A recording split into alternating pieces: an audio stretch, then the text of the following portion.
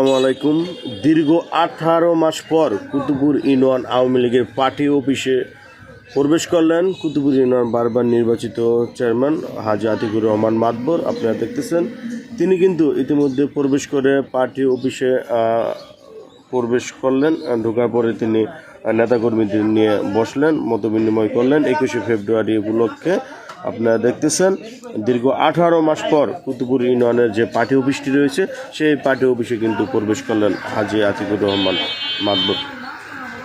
সেই সাথে আমি দেখতেছি কুতুবপুর ইউনিয়নে আওয়ামী লীগের অনেক নেতাকর্মীরা রয়েছে, ছাত্রলীগ, যুবলীগ, অন্যান্য নেতৃবৃন্দ কিন্তু উপস্থিত রয়েছেন। তো সবাই ভালো থাকবেন, সুস্থ থাকবেন।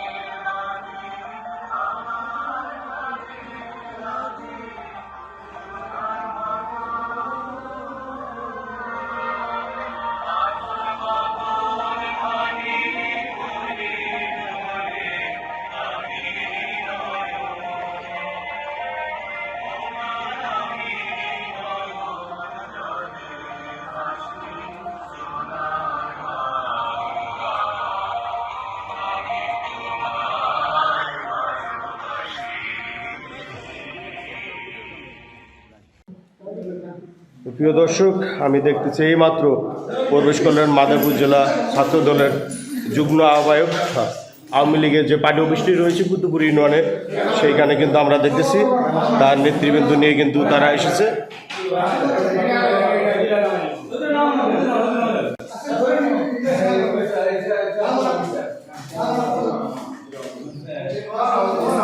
আজকে নিষিদ্ধ সংগঠন, সন্ত্রাসী সংগঠন জুলাই আগস্টে যাদের বর্বরতায় বাংলাদেশ সরকার সহ সর্বস্তরের জনগণ যাদেরকে নিষিদ্ধ করেছে, সেই নিষিদ্ধ সংগঠন আওয়ামী লীগ আজকে হঠাৎ মাথাচাড়া দিয়ে ওঠে।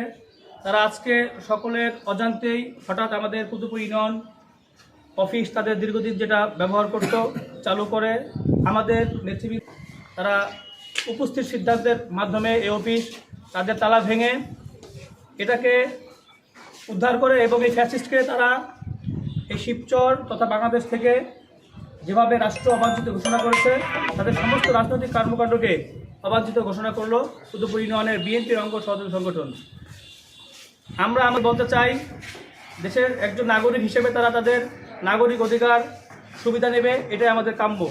কিন্তু ওরা কিছু রাজনৈতিক সহিংসতা করার চেষ্টা করলে কুতুবপুর ইউনিয়ন বিএনপি নয়, সারা বাংলাদেশের সর্বস্তরের জনগণ তাদেরকে শক্ত হাতে প্রতিহত করবে।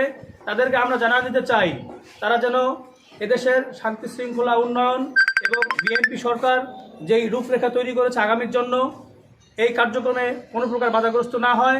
যদি বাধাগ্রস্ত হয়, সর্বস্তরের জনগণ তাদেরকে শক্ত হাতে দমন করবে।